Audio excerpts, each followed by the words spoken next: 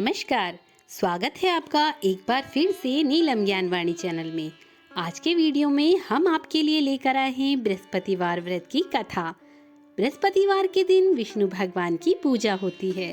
बृहस्पति या गुरु को बुद्धि और शिक्षा का देवता माना जाता है। मान्यता है कि बृहस्पतिवार का व्रत करने और इस कथा को पढ़ने और सुनने मात्र से ही बृहस्पति देव अपने भक्तों पर प्रसन्न होकर उन्हें विद्या, धन, सुख, समृद्धि और अन्य मनोवांछित फल का वरदान प्रदान करते हैं।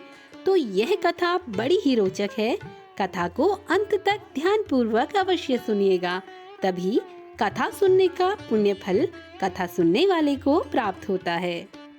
तो श्रोताओं, कथा आरंभ करने से पहले आप सभी से मेरा निवेदन है कि कृपया नीलम ज्ञानवाणी चैनल को सब्सक्राइब अवश्य करिएगा और वीडियो को लाइक और शेयर करना बिल्कुल मत भूलिएगा। साथ ही बृहस्पति भगवान को प्रणाम करते हुए कमेंट बॉक्स में ओम ब्रह्म बृहस्पति नमः अवश्य लिखिएगा। तो आइए कथा का श्रवण करते हैं। प्राचीन काल में एक ब्राह्मण रहा करता था। वह बहुत निर्धन था। उसकी कोई संतान नहीं थी। इस बात को लेकर वह बहुत चिंतित रहता था। उसकी स्त्री बड़ी मलिनता के साथ रहा करती थी। वह ना स्नान करती थी और ना ही किसी देवता की पूजा किया करती थी। प्रातः काल उठकर सर्वप्रथम वो भोजन करती, उसके बाद वो बाकी के सारे काम किया करती थी। इससे बेचारे ब्राह्मण देवता बड़े दुखी रहते थे। ब्राह्मण बहुत कुछ कहते, लेकिन इसका उसकी स्त्री पर कोई भी प्रभाव नहीं पड़ता था। भगवान की कृपा से समय बीतता गया और ब्राह्मण दंपति को कन्या रूपी रत्न की प्राप्ति हुई।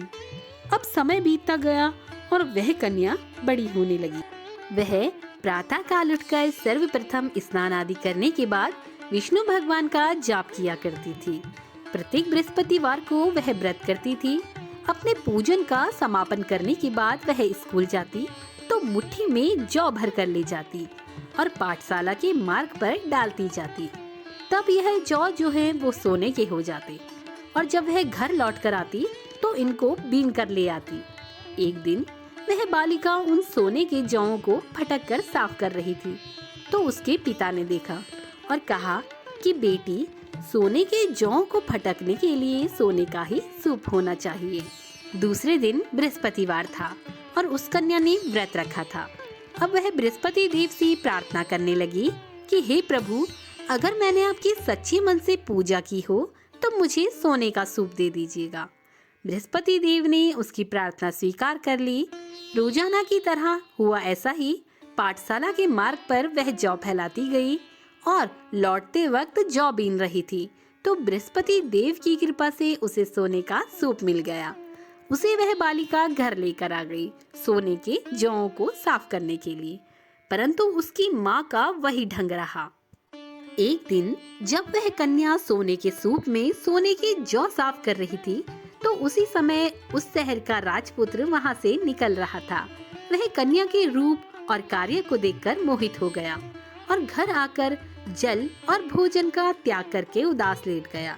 राजा को जब इस बात का पता लगा तो वो अपने प्रधानमंत्रियों को लेकर उसके पास गया और बोले, हे बेटा, तुम्हें किस बात का कष्ट है? किसी ने आपका अपमान किया है अथवा और कोई कारण हो सकता है तो मुझसे कहो, मैं वही करूँगा जिससे तुम्हें प्रसन्नता होगी। राजकुमार ने अपने पिता की बातें सुनी और बोला, मुझे आपकी कृपा से किसी बात की कोई चिंता नहीं है और ना ही किसी ने मेरा अपमान किया है, परंतु मैं उस लड़की के साथ विवाह करना चाहता हूँ जो सोने के सूप में जौ साफ कर रही थी। यह सुनकर राजा आश्चर्य में पड़ गए और बोले कि बेटा, इस तरह की कन्या का पता तुम ही लगाओ। मैं उस कन्या के साथ तुम्हारा विवाह अवश्य करवा दूंगा। राजकुमार ने उस लड़की का पता लगवाया। तभी मंत्री उस लड़की के घर गए और ब्राह्मण को सब बतलाया।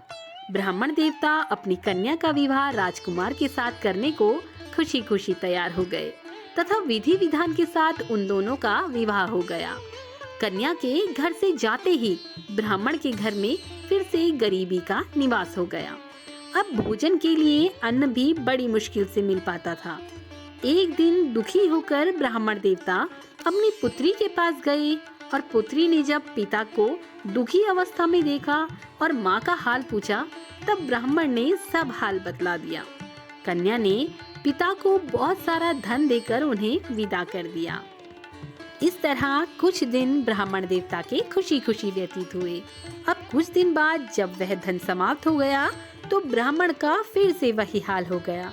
ब्राह्मण देवता फिर अपनी कन्या के घर गए और बेटी को सारा हाल कह सुनाया।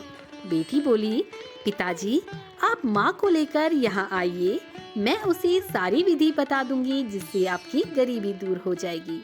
ब्राह्मण देवता अपनी स्त्री को लेकर अपनी पुत्री के ससुराल पहुँचे तो पुत्री ने माँ को समझाया कि माँ आप प्रातः काल उठकर स्नान आदि करके भगवान विष्णु का पूजन करो, जिससे आपकी सारी दरिद्रता दूर हो जाएगी। परंतु उसकी माँ ने अपनी बेटी की एक भी बात नहीं मानी और प्रातः काल उठकर अपनी बेटी के बच्चों की जूठन को खा लिया। उसकी पुत्री को यह देखकर बड़ा ही क्रोध आया। अब उसने एक रात एक कोठरी से सारा सामान बाहर निकलवा दिया और उस कोठरी में अपनी माँ को बंद कर दिया। प्रातः होते ही कोठरी से माँ को बाहर निकाला, स्नान आदि करवाकर पूजा पाठ करवाया। पूजा के प्रभाव से माँ की बुद्धि कुछ ठीक हुई, जिससे वह प्रत्येक बृहस्पतिवार को व्रत रखने लगी। इस व्रत के प्रभाव से उसकी माँ भी बहुत ही धनवान और रूपवती हो गई और बृहस्पति देव की कृपा से इस लोक के समस्त सुखों को भोगकर अंत में स्वर्ग लोक को प्राप्त हुई और वह ब्राह्मण देवता भी समस्त सुख भोगने के पश्चात वैकुंठ लोक को प्राप्त हुए। तो प्रेम से बोलिए, बृहस्पति भगवान की जय, भगवान विष्णु की जय, माता लक्ष्मी की जय। तो श्रोताओं, ये थी बृहस्पतिवार व्रत की कथा। तो मिलते हैं अपनी नई वीडियो में नई जानकारी के साथ। तब तक के लिए नमस्कार।